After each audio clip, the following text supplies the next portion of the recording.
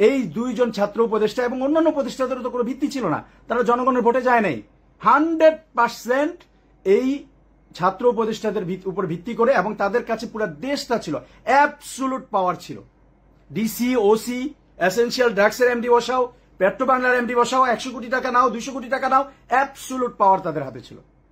তারা অ্যাবসুলুটলি জুলাইয়ের সাথে গাদ্দারি করছে, অ্যাবসুলুটলি জুলাইয়ের সাথে গাদ্দারি করছে, বাংলাদেশের মানুষের সাথে বেইমানি করছে। সকল প্রমাণ আছে, সকল প্রমাণ আছে। আমি ভয় পাই না।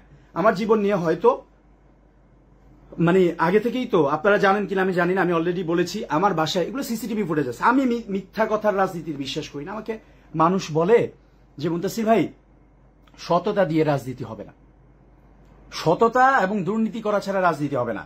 আমি মুনতাসির মাহমুদ বলেছি যে আমি সততা দিয়েই করব এবং দুর্নীতি ছাড়াই করব, এবং রাজনীতি ছাড়বো না। আমি রাজনীতি করব এবং সততা এবং দুর্নীতি ছাড়াই করব, এবং আমি করে দেখাবো। আমি সেটা আল্লাহর রহমতে আল্লাহর উপর ভরসা রেখে, একমাত্র আল্লাহর উপর ভরসা রেখে আমি সেই চেষ্টা করে যাচ্ছি। অনেকে হায়া দিচ্ছেন, আমি জানি না আওয়ামী লীগের লোকজন নাকি এনসিপির দুর্নীতিবাজ, ওই বট বাহিনী না কে জানি না, অনেকে হায়া দিচ্ছেন। আপনাদেরকে অনুরোধ করব, এটা খুবই গুরুত্বপূর্ণ লাইভ, আমার জীবনের জন্য গুরুত্বপূর্ণ, আমার জীবনের উপর ঝুঁকি আছে। আপনারা ভিডিওটা শেয়ার করে দেন, যারাই দেখতেছেন সবাই শেয়ার করে দেন। মানুষের এই জিনিসগুলো জানা উচিত, মানুষের এই জিনিসগুলো জানা উচিত। আমি যদি কোনো ভুল করে থাকি আমার শাস্তি হোক।